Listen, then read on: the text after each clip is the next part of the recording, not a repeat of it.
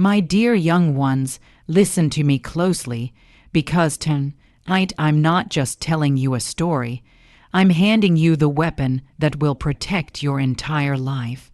There was a day not long ago when my own flesh and blood stood in the living room that I scrubbed with my bare hands for 47 years and said, "This house belongs to my wife now, Mom.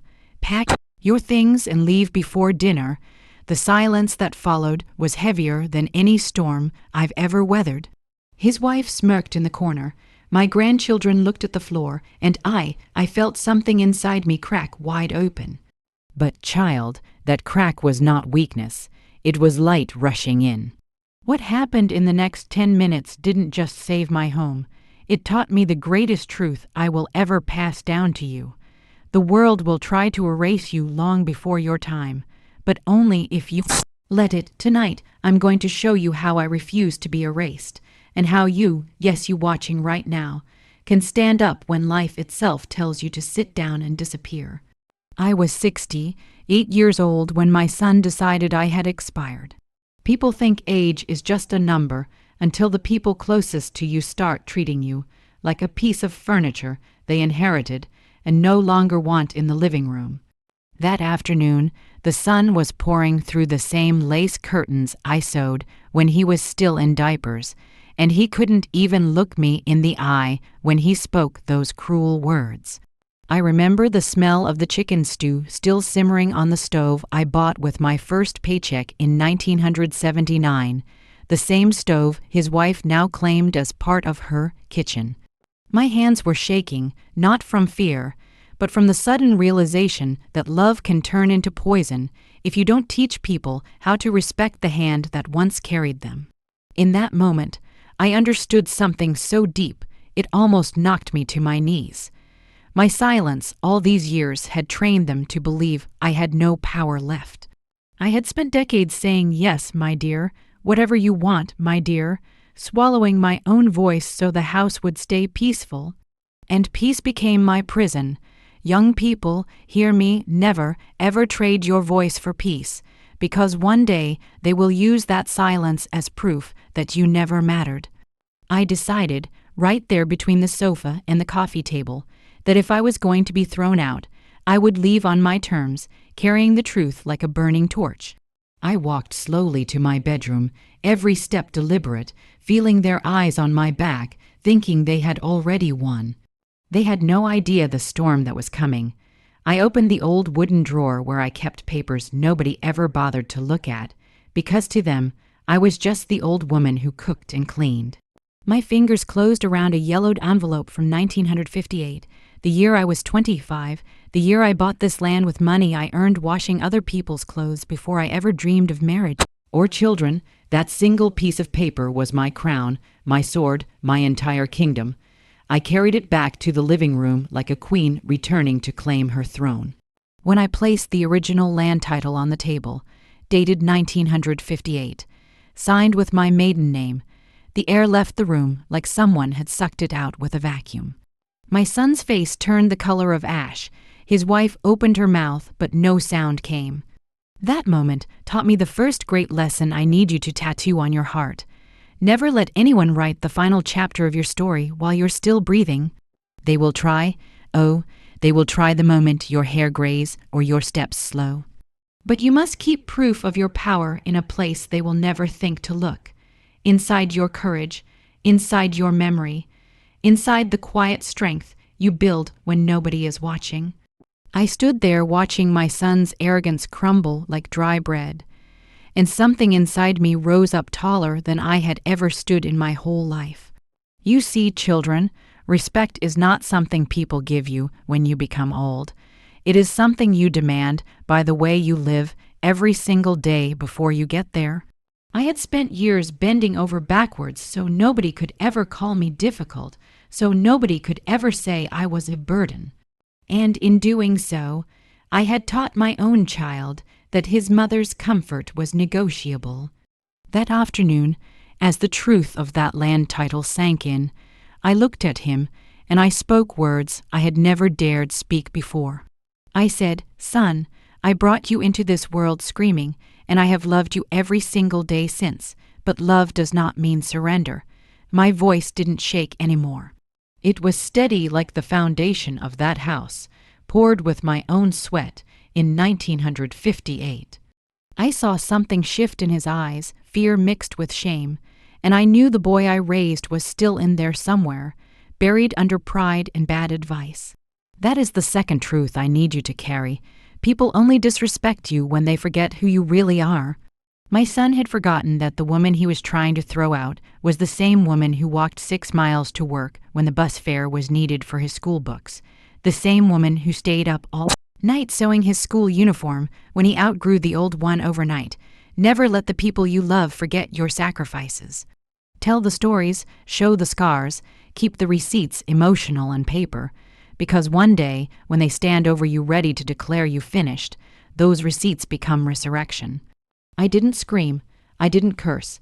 I simply let the truth do the screaming for me, and in that silence after truth is spoken, miracles happen.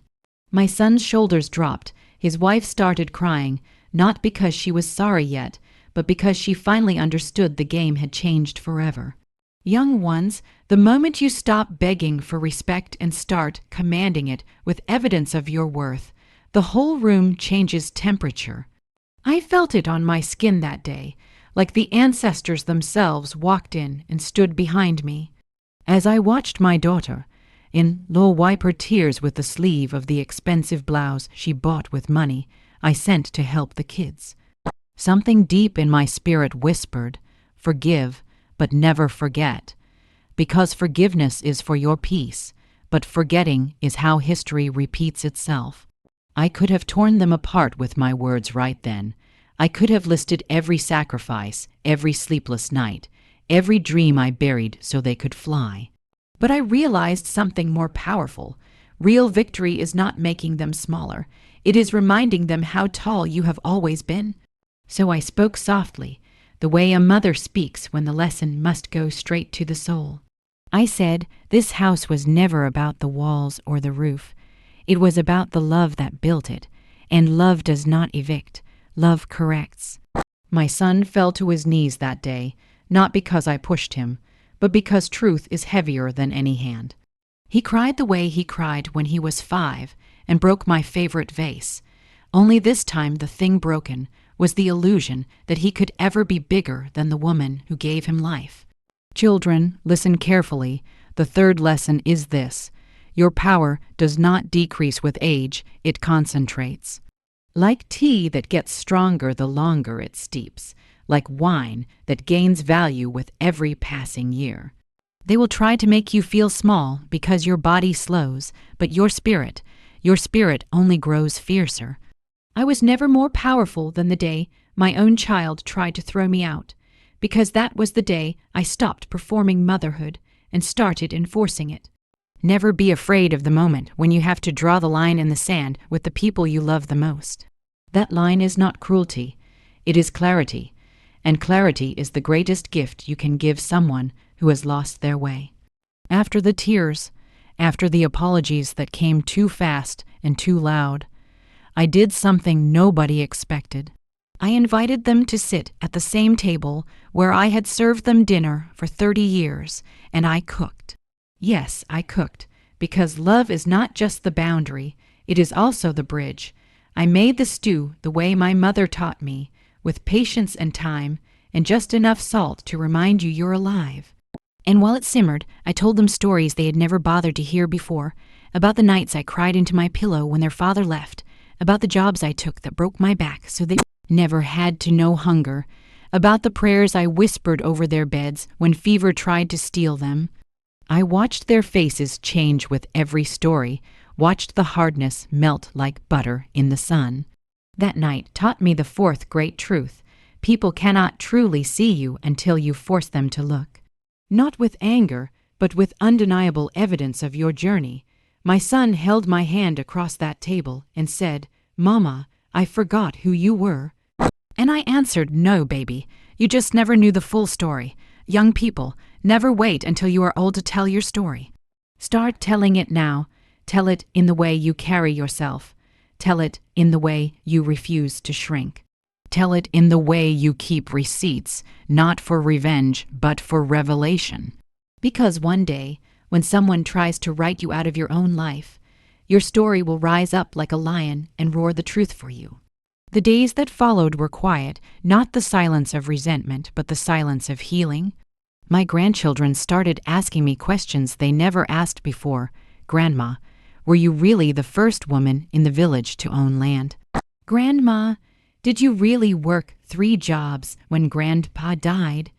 And I answered every single one, because the 5th truth is this: your legacy is not what you leave behind when you die, it is what you plant while you are still alive. Every story I told those children was a seed. Every time I refused to be diminished, I was watering those seeds. My son started coming alone, without his wife, just to sit on the porch the way he did when he was little. And we really talked, for the first time in 20 years. He told me about the pressure, about the friends who called me a burden, about the fear of failing as a man. And I listened the way only a mother who has been broken and rebuilt can listen. I did not excuse his behavior, but I understood it. And understanding is where true power lies, because when you understand why someone hurt you, their knife loses its edge. Children, never let pain make you cruel. Let it make you wise. Let it make you dangerous in the best way. Dangerous with love. Dangerous with boundaries. Dangerous with memory. That is the kind of dangerous the world cannot defeat. Now here we are, months later, and the house is fuller than it has ever been, not with things, but with respect. My daughter-in-law brings me tea in the morning without being asked. My son fixes the leaking roof he always said he was too busy to fix. And I sit in my chair by the window, the same chair they once wanted to throw out with me, and I smile, because the 6th and final truth is the sweetest. The day they try to bury you is the day you bloom. I bloomed that afternoon when I pulled out that land title from 1958. I bloomed every time I chose dignity over drama. I bloomed every time I chose love over revenge. And now my garden is full of the people I thought I lost, tending to the flowers they once tried to trample. Young ones, never forget, your story is not over when they say it is. Your story is over when you decide it is. And as long as there is breath in your body, you have the power to write an ending so beautiful it will make the heavens stand up and applaud. So my beautiful warriors watching this right now, promise me one thing. Promise me that when life tries to push you out of your own house, whether that house is your body, your dreams, your family, or your future, you will reach into your drawer and pull out the title, Deed to Your Worth. Promise me you will stand tall and say, this belongs to me. I built this, and I am not going anywhere. Because the world needs your fire. The world needs your story, and the world needs to be reminded, again and again, that legends never expire. They just get stronger with time. I love you. Now go out there and own every room you walk into, the way I finally owned mine. Auntie Mae has spoken.